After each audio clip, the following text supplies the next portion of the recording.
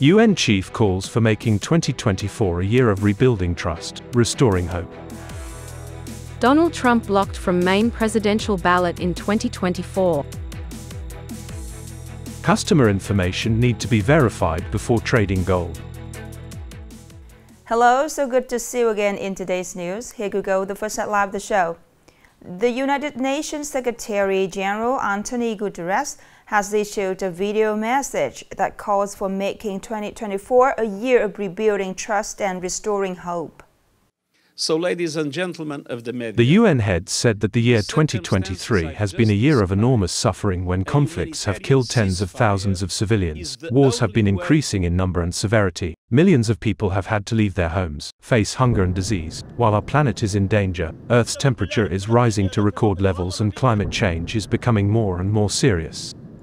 The Secretary General emphasized that we must work together to overcome divisions to find common solutions, for climate action, for economic opportunity and a fairer global financial system for all.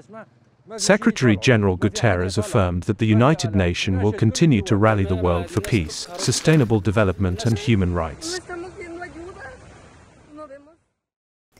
In the context of complex and unpredictable development in the international and domestic gold markets, the State Bank just recommends that people should be cautious in gold transactions.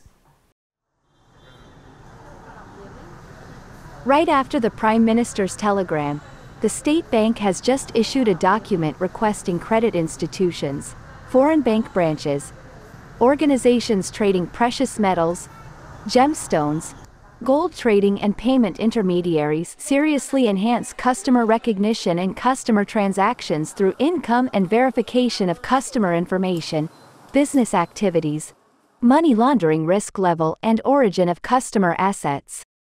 Immediately report to the State Bank's Anti-Money Laundering Department when there are large value transactions or suspicious transactions.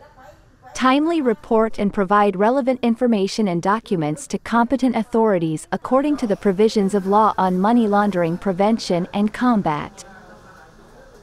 This morning, Hanoi Jude Union, Vietnamese Student Association of Hanoi, just organized the second International Jude Festival 2023 in Hanoi. In the region and around the world. With the presence of 500 union members, Vietnamese students and foreign students studying at universities and academies in Hanoi, the festival is an opportunity for the capital's youth to introduce to international friends about the cultural traditions, potential and socio-economic achievements of Hanoi and Vietnam, expressing the spirit of love for peace, solidarity, friendship, and development of the youth and people of the capital. The cultural, artistic, and sports playgrounds organized within the framework of the festival have contributed to improving the spiritual life of youth while increasing solidarity and friendship between domestic youth and international students. Upcoming are some updated news. The state of Maine has become the second state to remove former President Donald Trump from the state's 2024 primary ballot. This decision was made by the state court based on the 14th Amendment's insurrectionist ban of his role inciting the January 6, 2021 attack on the U.S. Capitol. Experts say the Maine decision builds on the momentum created by the Colorado ruling. Before Colorado, a number of other states such as Michigan and Minnesota refused to bar Trump from the state's 2024 ballot. Trump's campaign immediately objected to Maine's decision, and the ruling could still be appealed in a higher court.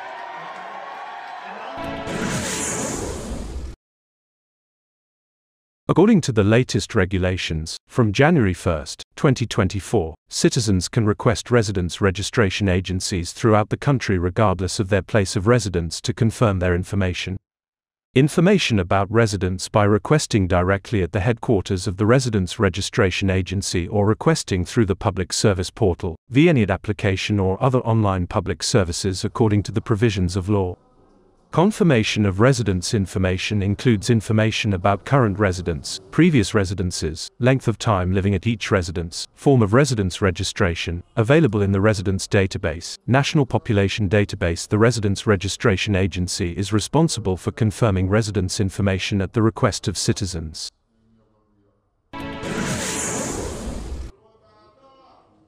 With nearly 160,000 Vietnamese people going to work abroad in 2023, it has exceeded the set-out plan by nearly 35%, exceeding the record level before the COVID-19 epidemic. In total, Vietnam has about 650,000 workers working in 40 countries and territories around the world, concentrated in a number of large markets. The largest is the Japanese market, followed by Taiwan, China, and South Korea. The remaining workers are in European, Middle Eastern and Malaysian markets. Workers working abroad have higher income than doing the same job domestically, making a significant contribution to the country's foreign currency source, improving the lives of workers and their families.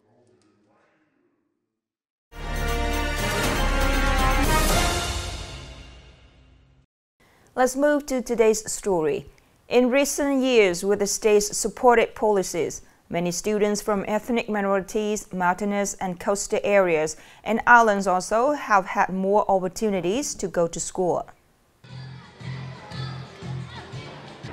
Nghệ An currently has more than 70,000 students in extremely difficult commutes, villages and hamlets, benefiting from the policies according to the Decree 116 of the government. At Mương Thiep 2 Primary Ethnic Boarding School, Kishan District, this school year there are 138 out of 231 students studying as day boarders. They are all children of ethnic minorities, where the proportion of poor students accounting for nearly 80%. For a long time, each pupil has received food support of 720,000 VND per month. According to the teachers, it's quite difficult to maintain boarding for students here with the current level of support. In fact, students here want the policy to be implemented so that the school can do a good job of boarding for ethnic minority children. In the 2023-2024 school year, the High School for Ethnic Minorities No. 2 has 600 students. According to the Circular 109 of the Ministry of Finance and the Ministry of Education and Training, students here have been supported 1,440,000 VND per month per pupil. The transportation costs are supported once a year. Circular 109 on policies for students in boarding schools was issued in 2009, and now after 14 years, many policies are not consistent with reality. For example, scholarships for students, even though they receive 80% of the base salary, but it is now too low and difficult for the schools to cover. State policies have created great conditions for student families in especially difficult areas, helping schools do a better job in mobilizing students to come to class, as well as limit the number of students dropping out of schools. Therefore, if the draft resolution of Ministry of Education and Training on adjusting in food, transportation and clothing support is approved, it will be a solid fulcrum for students in difficult areas to continue their study. The last story to end our program today. Thank you so much for your attention. Goodbye and see you later.